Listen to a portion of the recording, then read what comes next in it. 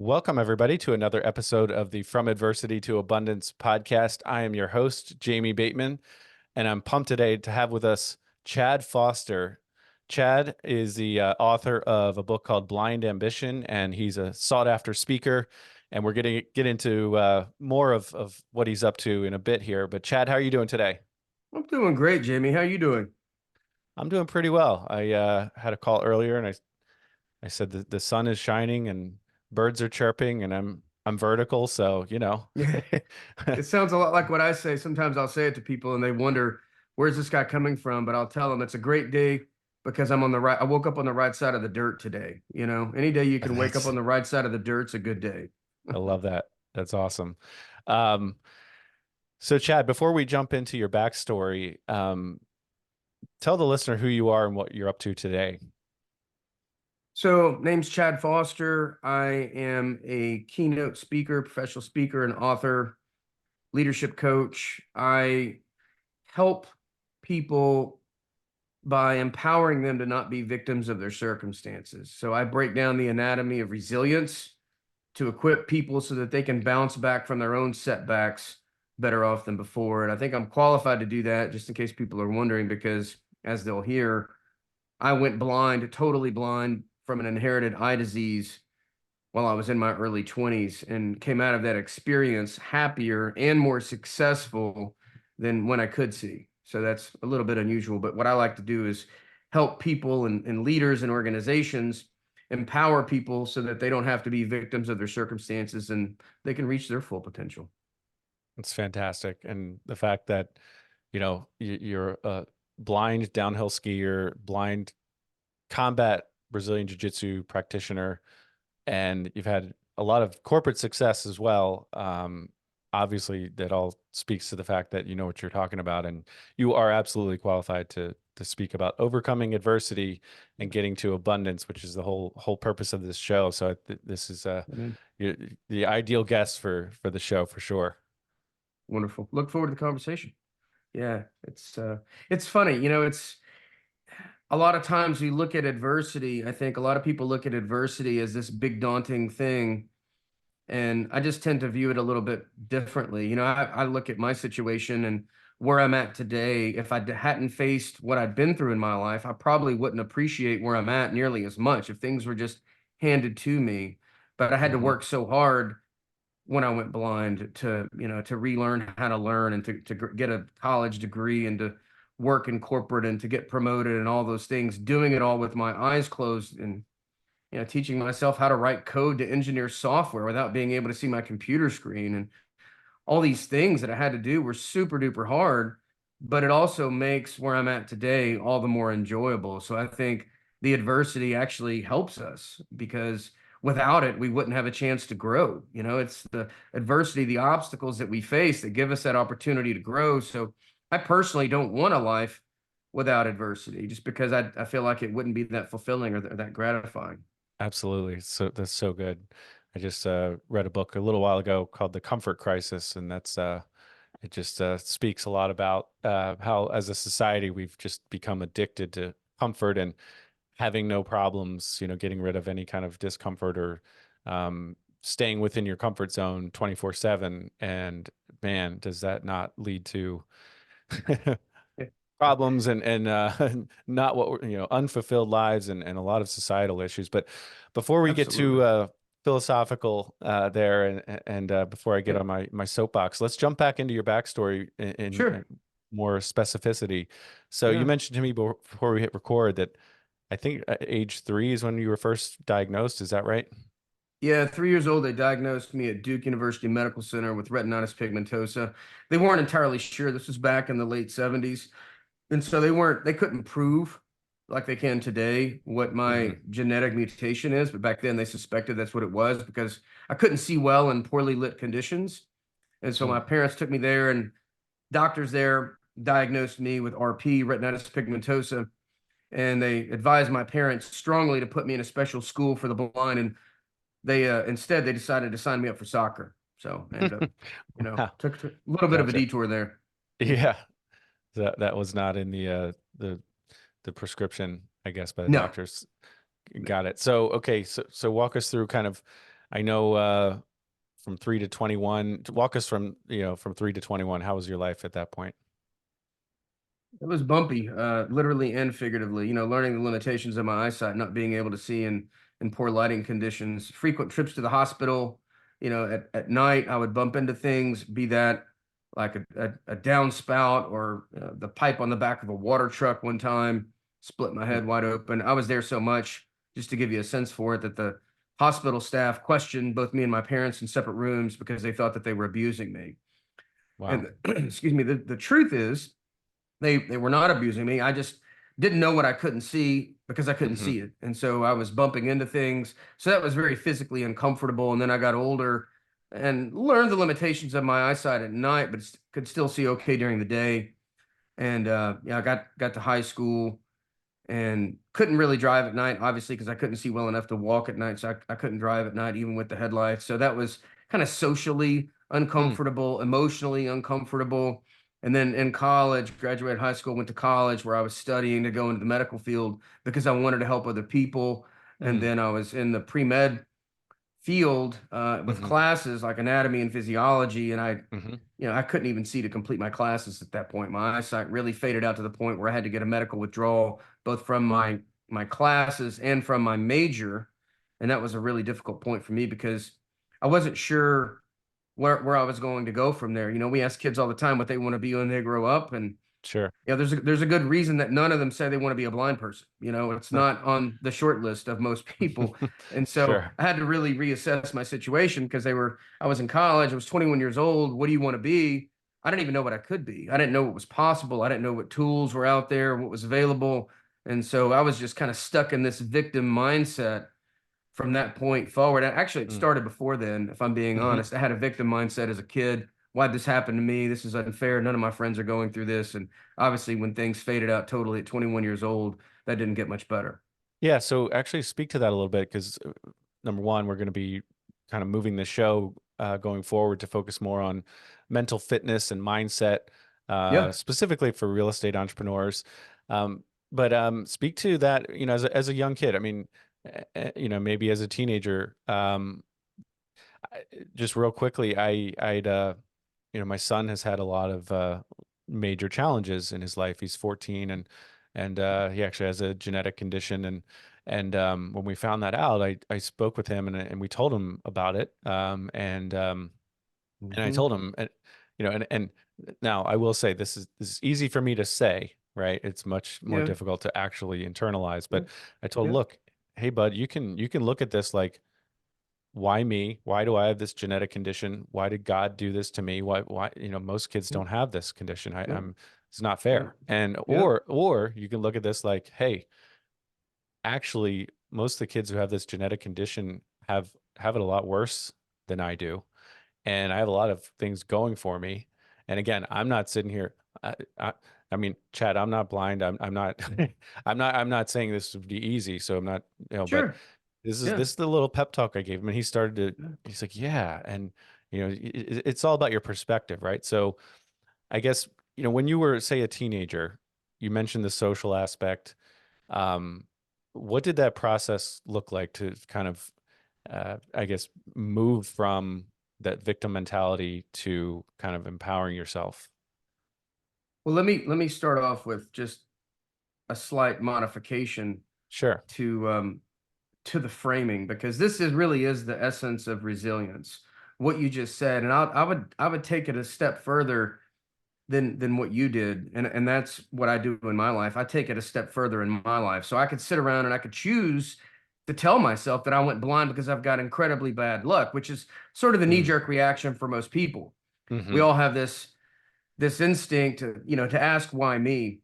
Sure. But after a lot of soul searching, I started asking that question with genuine curiosity. Mm. Instead of asking that question with the tone of a victim, the why Hmm. me? This is unfair. I started asking that question with an open mind and open heart and Mm. genuine curiosity. And eventually the answer revealed itself to me. And the story that I chose to tell myself about my circumstances wasn't this happened to me because I've got bad luck. It became this happened to me because I'm one of the few people on this planet who has the strength and the toughness to overcome that and That's use it to help awesome. other people. And by doing that, you reframe your weakness into a strength. You take something that is a perceived weakness, like not being able to see or whatever your son's genetic condition is, Right. and you start telling yourself a story. This happened to me because I'm dominant. I'm gonna own this thing. I'm gonna Mm-hmm. be mentally tough enough to deal with it. I'm gonna be able to overcome it and make it look good. I And love that. that becomes a really powerful self-fulfilling prophecy that lives in your mind. And it's not long, before it exits the mind and into your behavior, into your words, into your Mm. actions, into the people that you hang around with, into the everything, every aspect of your life. So it sort of permeates everything. Now, I didn't know that Yeah. when I was a teenager, right? When I was a Sure. teenager, Sure. I wasn't there. I was in the eye of the storm. I hadn't figured all this stuff out. Sure. And I was very woe is me. This is garbage. This isn't fair. And I'll tell Right. you what changed it for me was when I went to get my first guide dog at roughly 23 years old. And yeah, I was there with people who had it way worse off than I did. Some of them have, Mm. they had mental impairments as Mm-hmm. well as being totally blind. So they have more than one disability. Some were on dialysis because they had diabetes that caused them to go blind. And then there were these Mm. girls there who were literally deaf and blind. They couldn't see nor hear anything, but yet these people had the living courage to get a guide dog to travel the world independently on streets. And it blew me away. And it honestly blew the Yeah. pity right out of me, and instantly. It's hard to be around somebody like that who faces such inconceivable challenges, even relative to somebody who went blind. You live with these people for 26 days like I did, Mm. and it's impossible to leave there feeling like a victim. You have to feel like, oh my God, I've been given so many things that I haven't really been appreciative of, like my Mm-hmm. hearing, like my kidney function, like my mental faculties, all these things that we all very naturally take for granted. So Sure. what I learned in that crash course, 26 days at Leader Dogs for the Blind in Rochester Hills, Michigan, Mm. is that a lot of people think happiness is a feeling or it's an emotion, and it's Mm-hmm. not. Happiness is not a feeling, and I don't think success is an event. I think they're both choices that we make or don't make. I think happiness is a decision that you make every single day when you wake up, right? And it's Mm. linked to the gratitude that you have in your life. If you choose to be grateful for what you do have, what you'll find is that abundance follows, and you'll find that happiness follows. And with happiness comes success. And so the foundation of everything for me was learning that lesson and learning how to shift my perspective, not to what I lacked, but for the things that I've been given, that these other people who, in my opinion, had far more challenging lives than I had, and they Yeah. were meeting it with such living courage. It blew the victim mentality right out of me. That's so good. And I mean, that really is the intent of the show here, is to highlight it's not to downplay the true struggles that anyone else is going through, right? Of And course. the Yeah. listener, everyone deals with hardship and adversity in their life. And so Yeah. our intent with the show is not to downplay what someone's going through and say, "Oh, well, you don't have it as bad as Chad did," or but Yeah. it's to inspire and say, "Look, you know, look what Chad did." Like, and use his story and the lessons that you've learned, Chad, and we're trying to encourage people. So I think that's exactly what happened to you during that 26-day period, is you were encouraged Everybody's by. dealing with something. Absolutely. And it's Um, all relative to the journey that we're on. My experiences are significant to me because it's relative to my life experiences, and the same is true for you and your son and all of yeah, your listeners. I, I'm not trying to measure anybody else's adversity using my measuring stick. That would be absolutely. very unwise and unempathetic. But what I Yeah, do want to do is share that we all are in this common experience of yeah, being human, and we're all going to experience some challenges and hardship. And I think it's important to be there in these experiences and in these moments and meet people where they are with empathy. But also, absolutely. it's also equally important for us as owners of our lives. I'm the owner of my life. You're the owner of your life. Your son's the Yeah, owner of his life. We have to yeah. make a conscious decision. How much airtime are we going to give these issues in our lives? How Hmm. much space are we going to let them take up in our heads rent free? At what That's point are right. we going to decide that, what, I've given this, how many ever days or hours or months or even years, I've given this issue a lot of time, and now we've gone from reflection and empathy, and we're now Yeah. into rumination. And this Mm. unhealthy rumination is where it starts to become toxic, and we Mm. can't move forward, and it holds us hostage. And it's this victim mentality that's preventing us Yeah. from moving forward, and even reframing the obstacle into an opportunity, and Yeah. really bouncing back better off than before from it. I love that. And it's so good because neither extreme is great, right? You Yeah. can't just gloss over the adversity and say, pretend like, oh, I'm not actually blind, or this is not a challenge Yeah. in any way, shape, or form. This doesn't bother No, me. I'm it's actually I'm actually good with it, right? right. I mean, that'd be ridiculous. But Yeah, yeah, like you said, if you can't stay there for too long, because that is not healthy for you. It's not healthy for the people in your life, absolutely. your loved ones, etc. Um, Yeah. I, I saw a little clip from Grant Cardone. Regardless of what people think of Grant Cardone, he was just talking about the crossover between mental health challenges and entrepreneurship. And so I think Mhm. specifically he was talking about people entrepreneurs have a much higher level of ADHD than kind of the non-entrepreneur out there.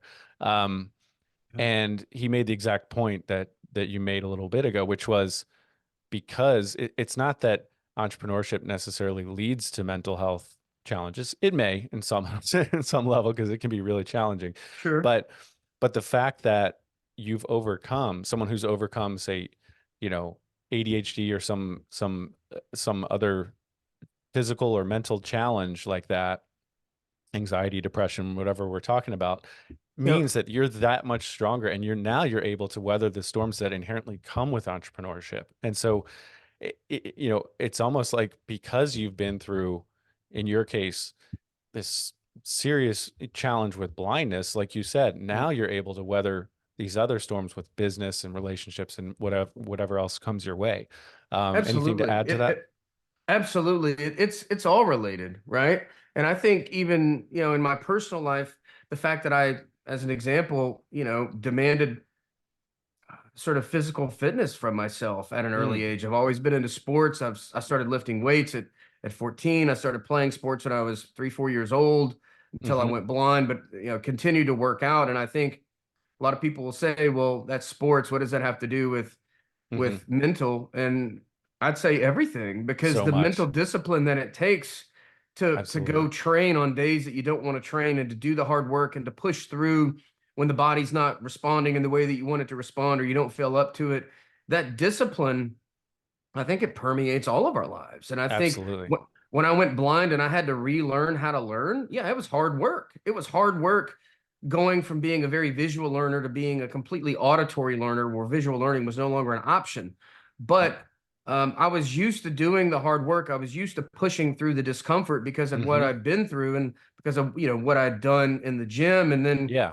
you fast forward, the things that we have to do in the workforce when job changes, and you have to reskill, or reinvent yourself to take on a new opportunity. All that, it takes hard work, and it takes the 100%. right mindset. And I really believe that you can have all the effort in the world, but if you don't have the right mindset up front, then you're going to get sort of diminished or diluted results. So it starts with having that foundation of the Couldn't right agree mindset. more. Absolutely. And I come from a sports background as well, athletics. I played college lacrosse, and I mean, just and you and I were speaking. I did a little jujitsu as well, and just so much of that. Yes, yes, it's important to be physically, fit, and I'm sure that you know, you are more productive each day because you are physically fit for sure. But I think even more valuable is what you just said, which is the mental fitness, the mental sharpness that you brought over from training every day, and the adversity of lifting weights and then relearning how to learn. All that translates into facing additional adversity. So, um, Get walk us comfortable through. with discomfort, brother. Get That's comfortable right. with discomfort. That is definitely the number one thing I learned from jujitsu is just get comfortable being uncomfortable, and that's okay. You're gonna Yep. have stress, and you're gonna have hardship. You're gonna be uncomfortable, and that's where the growth happens. So it just kind of accept it and be okay with that. Um, so walk us through, from we left off at 23 there. What did your life look like professionally and personally from 23 on? So 23, I had to I'd gone into business. I came back from Leader Dogs for the Blind. I had a new outlook on life. Um, Went back into the College of Business Administration, relearned how to learn. From that point forward, I made straight A's from that point forward, made the dean's list, and got a job for a top consulting firm. And a lot of that was because of my attitude. I think, Mm. when you show up with the right attitude, instead of being bitter about things, I was grateful for the things that I had been given.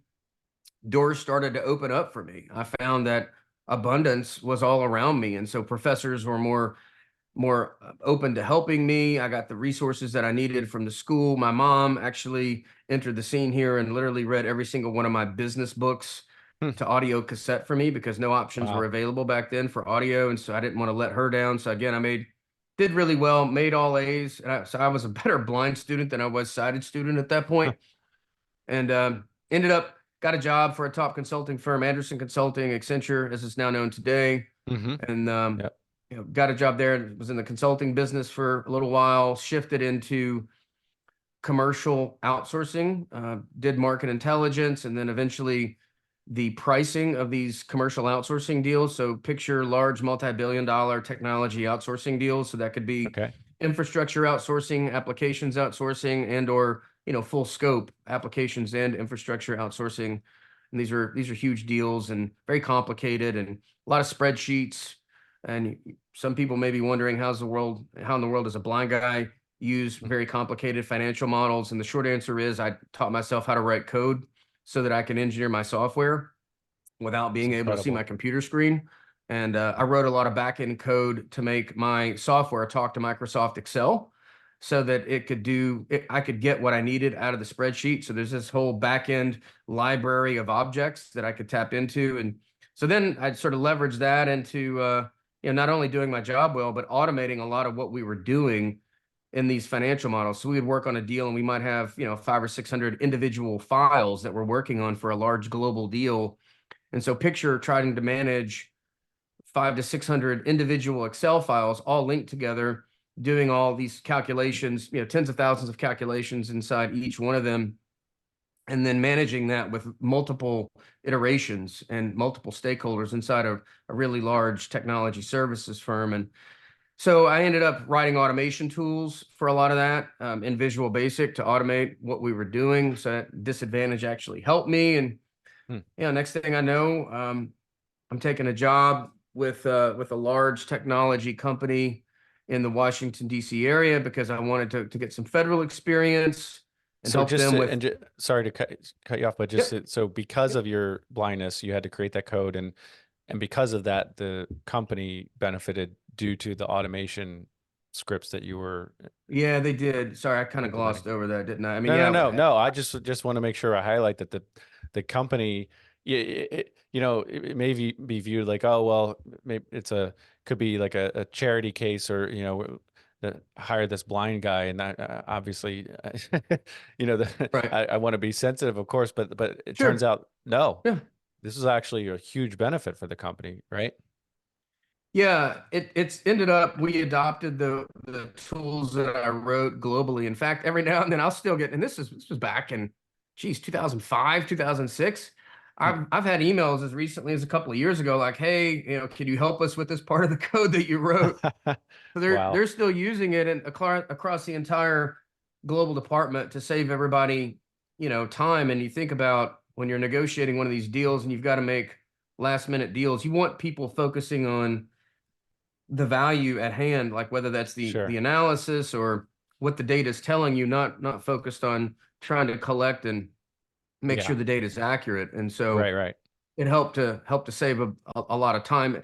And it also, honestly, it helped me to be a better uh, new business finance lead on these deals because my blindness forced me to be a more technical person. And so because of that, I can understand in a deeper, more meaningful way the technology services that we were providing. So I understood, I could really wrap my head around, okay, how does the help desk services that we're providing affect desk side support, and how does that affect, tier 3 dispatch, whether that's desk side support or desktop engineering or servers or applications, or how are all these things related, and how do we manage the risk associated with it when you're billing on a fixed unit basis and you're costing based on the actual cost for services, and you got people you got to hire, equipment you got to buy, transformation costs, that sort of thing. So I could wrap my head around that in a way I think that's maybe a That little more most technical because I went blind, got right? it. Most other people wouldn't be able to. That makes sense. Yeah.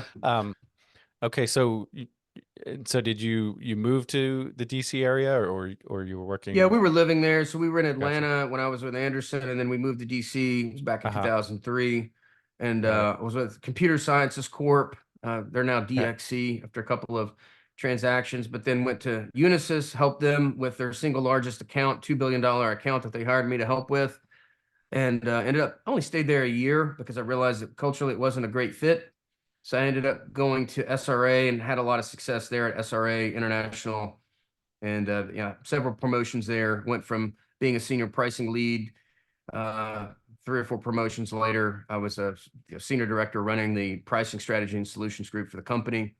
Brought in over $45 billion in contracts with my pricing decisions and strategies, and they were so Wow. appreciative for what I did for them. They asked what they could do for me, and for some crazy reason, I told them to send me to Harvard, and for some crazier reason, they said okay. They agreed to write a 6-figure check and send me to Harvard Business School. Wow. Yeah, I was just going to mention that. So you were the first blind executive to graduate from the Harvard Business School's leadership program. Is that right? That's right. Yep, That's amazing. When was it that? is. It's 15, 16 when I was there. Got it. So 2015, 2016. And that's sort of what put me on the path that I'm on today. I was there. A lot of people think you go to Harvard Business School and you're going to learn about business cases and metrics and all that. And we did, Hmm. certainly. Um, Hmm. but I think what I took away that was even more meaningful for me was the time that I spent studying with Bill George. He's the former chairman and CEO of Medtronics. And Okay. he's an executive fellow there at Harvard Business School. And he teaches people how to discover their true north. And a lot of times it has to do with challenges that people have faced in their lives. And a lot of my fellow classmates are grappling with what theirs could be, and mine just sort of reached up and smacked me in the face. I've never really done anything with my personal journey of going blind. I didn't see it as anything all that Hmm. different. I just did what I had to do to get to my next goal. Hmm. But after sitting in his class and realizing that there was opportunity to use it to help other people, I started to Hmm. contemplate that. And then my classmates elected me to speak at our graduation. And so I felt that that was going to happen. So I'd prepared for it. I'd flown Hmm. to Texas to meet with a professional speaking consultant, professional Okay. speaker. And we wrote like a 12-minute talk together before I'd even been nominated or elected. And so, needless to say, when I was elected Wow. and I was prepared. Hmm. And that sort of changed the That's course of my life. I saw firsthand what good I could do, and yeah. that And you now can't you're unknow that. Once you feel that and you sense that, yeah. you can't unknow that. Yeah, Well, that's so important. And now you're helping so many more people than you probably would have been had you kind of got, just gotten another job. I'm not saying you didn't help people before, but now you're on a whole yeah, different purpose-driven path. Now, yeah, it reminded me, last night went to my daughter is a junior in high school, so she's looking at colleges and things. And so there was a panel yeah. that presentation that we went to, and they were talking, 4 people who were representing different colleges and universities, talking about just the process of applying and college, et cetera. And Mm. for me, it's like I hadn't really thought too much about college recently. And it just struck me that what you just said, which was, um, it, you know, does it really matter what your major is? I mean, and I guess if you're going to be a doctor or something like that, that does. But in most cases, you're going to change your mind anyway. It's really the value of college is not so much about the academics, right? It's about the internal Hmm. work that you're doing and the relationships that you make, which is really what you just said about your experience at Harvard Business School. The internal work that you Yeah. did to evaluate what does my story mean? What could that mean to others? And the relationships you made is what I hear you talking about having the most value, as opposed to the classes you took and the lessons you learned about, business, uh, business principles. Is that fair to say? Yeah, I think it is. It's the business principles are helpful, but I think, yeah, the relationships and the introspection and the Mm, broadening of horizons, and in particular for me as it relates to sort of finding my true north, my purpose. And a lot of that comes from, yeah, what we're learning, but also not just what you're learning from your professors, but what you're learning from your classmates and what you're learning from yourself, and mhm, really leaning into what's going on inside of us. A lot of people think vision's about what you see. I think vision is, what's inside of you, not what's mm, outside of you. mm. And so that sort of occurred to me then and there. But I think particularly as we move into the future, the rate of change being what it is, Oh I man, yeah. think the ability to transform oneself is going to be more important than it's ever been. So self reinvention, Mm, how do that's a you really have the good point. flexibility to do that Yeah, in an that's environment that is going to be changing so much? I think it's crucial, and it gets down to the openness, but certainly the tools that I talk about in mindset shifts. And it's, mhm, choosing the right response. It's telling yourself the right stories. It's visualizing how to make unfavorable circumstances work for you mm, instead of against you. It's getting comfortable with discomfort, and it's yeah, taking advantage of your disadvantages, it's because so every good. disadvantage offers us some advantage if we use it in the right context. And so, how do you use the tools that you need to reinvent yourself? Because whether or not you want to change what you want to be when you grow up, which I've done a few times now. And I'll Yeah, probably, it's probably going to happen again, at least sure. another time or two or three, who knows? Right. But I think you have to follow your heart, and you have to be able to evolve and adapt. But I think Yeah. particularly for people coming into the workforce now who are, Mhm. maybe 20, 30 years younger than I am, Yeah. that rate of change is going to give them a lot fewer options. I think we had more options when I entered the workforce. Mhm. Technology was starting to advance the rate of change, but now it's light years faster than what it Sure. has been. And so I think it's just going to be the catalyst to force that, as opposed to waiting on people to discover that for themselves. That's just gold right there. I'm my daughter doesn't listen to me too much anymore, but I think I'm going to force her to listen to that little Yeah. clip there because it was Yeah. literally what we were talking about in the car ride home last night. She was saying that almost like it doesn't even make sense to learn a specific skill because it's going to be different in 4 years anyway, but with AI and everything else. I mean, and on some level, she's probably right. Yeah. If we're talking about an academic, skill, but or particular field. But what you just said is the ability to reinvent yourself. I mean, you had to relearn how to learn, Yep. and just the ability to respond and reinvent yourself and adapt is going to be so much more valuable than it already is. Um, Yeah. just due to Completely. the rate of change. That's really good. Yeah, Um, absolutely. so talk about what you're up to today in a little bit more detail. I know you have speaking arrangements and you have your book. Talk to us about what's going on today. Yeah. So the book's been out for couple of years. I speak kind of all over the world. I'll probably do 60 to 80 events this year, ranging from audiences as small as 60 or 70 to as big as 5 or 6,000 so far. Here in the U.S., mainly, I've got some in Canada. I've got some in Europe and South America and Southeast Asia. So kind of all over, wherever conferences are, and people think that they could use someone to come in and help them empower their organizations so that they don't have to be a victims of their circumstances, whether that's economic uncertainty or the rate of change or whatever else is going on, market disruption, all those different things. And so I help leaders and organizations do that and equip their teams to understand the anatomy of resilience. I think resilience is kind of an overused word, if I'm being Mm, honest. I think a lot of people talk about resilience, and it tends to sound to me a little bit like platitudes, try harder or don't give up. And that's not really mm-hmm, helpful when you're in the middle of that change curve, whatever that is. And so I'll break down how specifically people can think more resiliently using mm, the lessons that I've learned in my own life. Obviously, I didn't read these in a book somewhere. It's stuff that I've lived, my own lived experience. But so I help people mm, with that. And yeah, I do some coaching as well. And short of that, I mean, I really enjoy, like we talked about earlier before we mm-hmm. started recording, I like to get rolls in. So I train in Brazilian Jiu Jitsu Yeah, every talk day that about I'm that. not traveling. Yeah, love that. And do some downhill skiing at least 2 or 3 weeks a year. That's I mean, it's amazing. So, how long have you been doing jujitsu for? Just under 2.5 years. Okay. Just Yeah, I under two told and a you half years. I did it for about 3 years, and it was, I wasn't there every day or anything, 2 or 3 times a week for 3 years. Yeah. And man, it is hard to put into words just the life lessons you can learn from that. But, Oof. um, Yeah. yeah, that's You awesome. want And to talk now, about facing your fears and getting comfortable with discomfort. Like the first few times a black belt's, they take your back and they put you in a chokehold and you yeah, don't feel like you have a way out. It's pretty yeah, terrifying. Yeah, it feels like your head's absolutely. going inside a vacuum cleaner bag. But the more you do that, the more Right. you go train, the more you Yeah, learn to settle into that discomfort. And the funny thing is, the more you get comfortable with it, the more you learn to relax in the that's face so of right. terror. And Yep. then you start to find ways out of the situation. And ironically, a lot of times, those seemingly inescapable chokeholds actually do have a way out if you can just stay calm and relaxed enough to look Hmm. for them.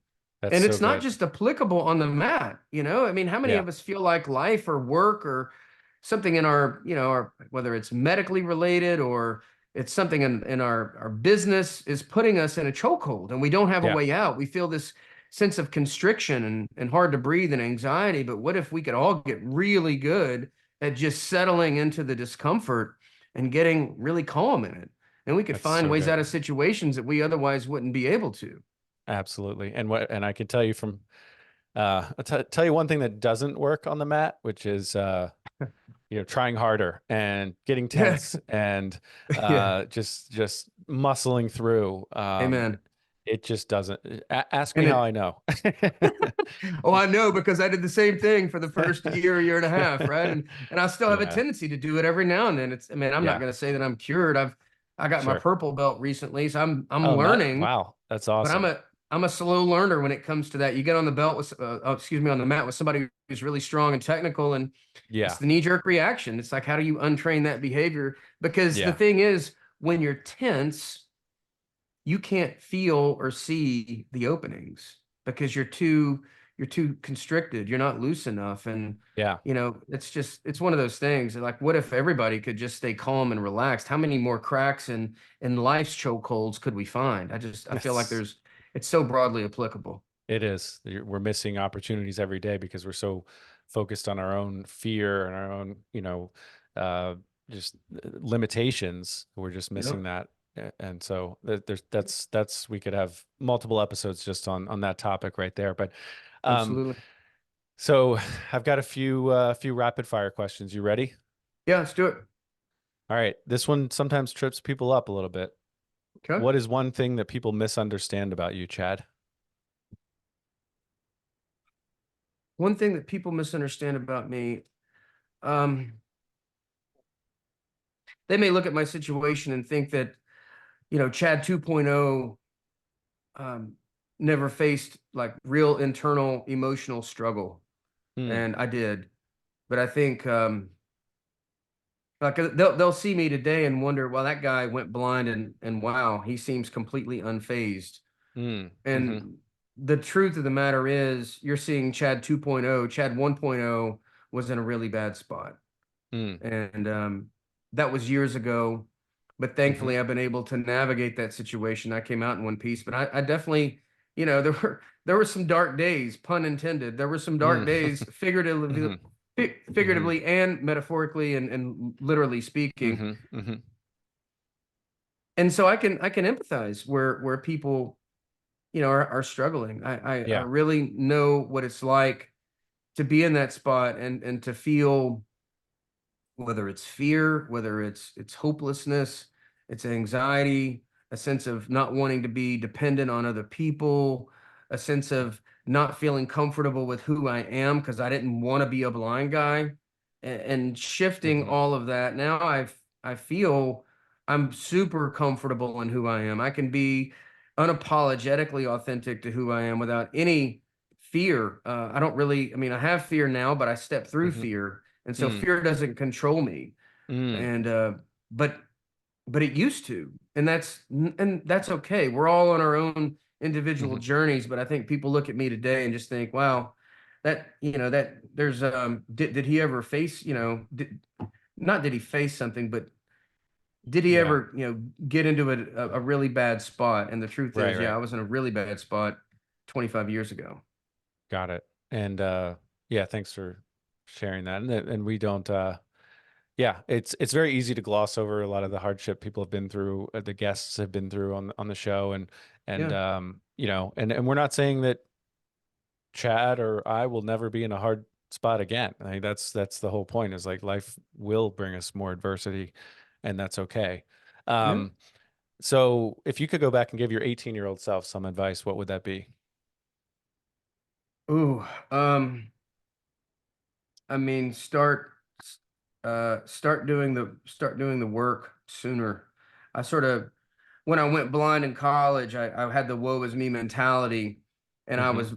I did some fairly non-productive things, just like, okay, I'm gonna see what I can see while I can see it, Mm, instead of putting my nose down and doing some of the hard work. I'd get myself pointed in the right direction a little bit sooner, and those non-productive years kind of made me who I am today. So I say that with mm, a little bit of trepidation, but I hmm. feel like I, could have been a little bit more effective in getting on the right path. It was hard though. Sure. You have something life happen to you like that, and I honestly I would start training Brazilian Jiu-Jitsu before I'm 46. I would have started in For my sure. late teens, Yeah, if not sooner. absolutely. Absolutely. Um, what is a book or two besides yours that's called Blind Ambition? What is another book or two that you would recommend for our listeners? Um, I think Chris Voss's book is really good. Never Split the Mm, Difference. that is a really Re good one. Yep. Really like his book. I like Bill George's book, True North. Another really good book for people looking to do some self-reflection. Um, but I've Oh, got I've got hundreds of books that I love reading. So I've got a long list. it's awesome. Um, what is one question that I have not asked you that you wish I had?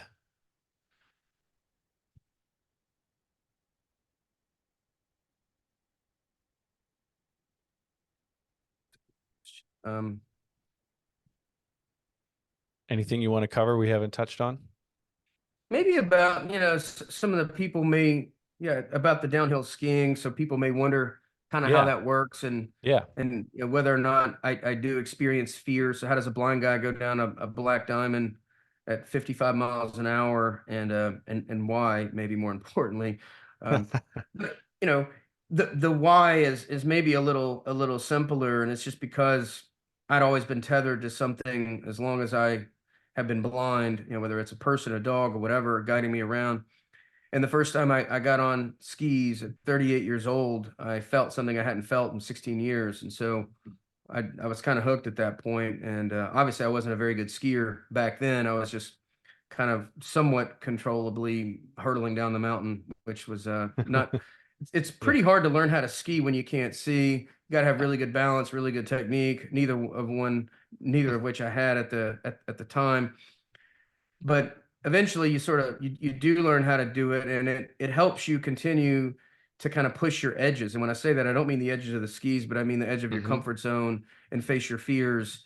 Because when you're going downhill and you can't see, excuse me, then you really do have to, you have to face your fears. What's in front of me? And you have to trust the person next to you, or Mm. behind me in this case, and they're using a Bluetooth earpiece and microphone, and they're telling me which direction to go. And so that's kind of how we Wow. navigate it, is just with Bluetooth communication gear, with microphones and earpieces and things like that. So it's it's not bulletproof. We've had a few Yeah. hiccups that have happened, and Yeah. you learn and move on.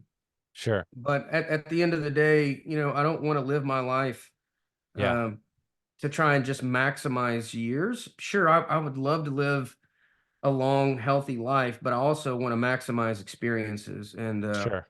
I just don't feel like, for me personally, it's about the number of times we rotate the sun. I feel like for me, it's about the Yeah. experiences that I get out of life and how fully I live what life has to offer. So Love that. that's, Sounds like the skiing just makes you feel alive, and you know, like you said, living quality years, I think, and having those quality experiences with people, uh, yep, it's just more valuable than just living a long life. I mean, yeah. certainly those can go hand in hand, right? I mean, Yeah, it can be, and we're as careful as we can be, and we try to minimize, you know, the likelihood of incidents, but you don't have to look too far for somebody who can see who's been injured out on the mountain, Right. right? Right. It can True. and does happen, and you just sort of accept that going into it, like, okay, we're going to try and minimize this. Hopefully, it doesn't happen, but if it does, you Yeah. know, sort of is what it is. I have to live at the same Yeah. time. There's also, it's also, in my opinion, risky to not live, right? To just like play too safe in life, right? There's some risk there, Well, risk there's of a big risk regret. of having regrets. You look Yeah. back on your life, and that's the one fear that I can't get over. And that's Hmm. looking back on my life. If I'm so fortunate to make it to the golden years, and I look back and it's, wow, I wish I would have. Oh, I Right. could have. Yeah. And we only get one life to live. We have to make Right. it. We have to make the most out of it. I'm not getting a do-over, and neither are you, or or any of your Yeah. listeners. So That's we have right. to make the most of this one. Awesome. Well, as we wrap up here, Chad, um, real quickly, you mentioned you have, I think it's vacation rentals. What does that look like? Since we have a lot of real estate investors who listen, I think you and your wife do that. What's that look like? Yeah, we have vacation rentals in different places we like to go, whether that's at the beach or in the mountains. Obviously, I like to ski, and my wife's Brazilian, so she likes to go to the beach, and I like to spend time on the mountain. And so we've got a bit of that, and hope to continue doing that. That's going to be our retirement plan, if you will, the passive income that we create from the Yeah. vacation properties that we get to go use. Hmm. Both when we're working and also in retirement, and Hmm. creating passive income from that. And if we stay within the IRS limits, obviously creating a tax deduction Hmm. for those visits. So it's kind of a win-win-win. And Yeah. I feel like vacation properties for me is the poor man's dividend paying stock. I don't have billions of dollars so that Hmm. 2% is enough to really live on. But if you can kick off 10, 15 ish Yeah. percent off of and passive income off of a piece of real estate, then why not? Especially with the Absolutely. tax advantages that you get from some of the write-offs. 100%. All right. Two more questions. I normally ask this one. I had skipped over it. Okay. If you were given $10 million tomorrow, what would you do with it? Um, I'd probably put I'd probably put seven of it in real estate. There you Um, go. yeah, I I would, like that. because the next place we want to buy, we're checking it out. But we're not buying that expensive. We're buying like four-bedroom places, but I'd Hmm. probably get a place in France, south of France, because it's close to the beach and it's close to the French Alps. Um, There you go. yeah, kind of kill Nice. two birds with one stone there. So I probably put seven of it in real estate. Keep Hmm. probably a million and a half on hand, and then I probably would probably end up spending the other million and a half on probably cars and stuff like that. That's Nice. my guess. Yeah, There you I've go. got a bit of an affinity for going fast. Um, It sounds like it. yeah, I'm not a great driver, but my wife is, thankfully. Awesome. All right. Last question before we wrap up. Where can our listeners find you online, Chad? Go to chadefoster.com/A2A. And that's the letter A, the number 2A, and the letter A. Yeah. chadefoster.com/A2A. Awesome. Fantastic, Chad. This has been so, so good. Really, really good stuff. Um, Had a great time. Thank you. Super inspiring and practical. I wish you nothing but the best, Chad. And to our listeners, thank you for spending your most valuable resource with us. And actually, I'm going to start changing this. I used to say it's your time, but now I think it's your attention. We have so many things we give our attention to these days. Thank you Yeah. for spending your attention listening to Chad and me. And we wish everyone nothing but the best. Thanks all. Take care.